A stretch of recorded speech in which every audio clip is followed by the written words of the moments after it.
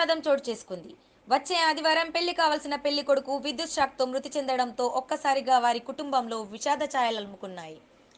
నిర్మల్ జిల్లా కడెం మండలం చిన్నబెల్లాల్ గ్రామానికి చెందిన నీరాల వినోద్ 25 సంవత్సరాల యువకుడు తన ఇంట్లో బాత్రూంలో స్నానం చేస్తుండగా వాటర్ హీటర్తో విద్యుత్ షాక్కు గురికాగా గమనించిన కుటుంబీకులు వినోద్ను వెంటనే ఖానాపూర్ ఆసుపత్రికి తరలిస్తుండగా వినోద్ మార్గమధ్యంలో మృతి చెందినట్లు స్థానికులు తెలిపారు.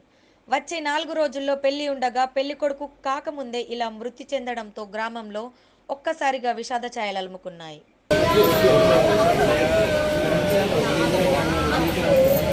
గ్రామం ఇంట్లో గీజర్ బాత్రూంలో ఆన్ చేయంగా షాక్ కొట్టింది. పెళ్ళి ఎప్పుడున్నది? పెళ్ళి వచ్చే నెల ఈ నెల 18 తారీఖు ఆదివారం నాడు పెళ్ళి ఉంది.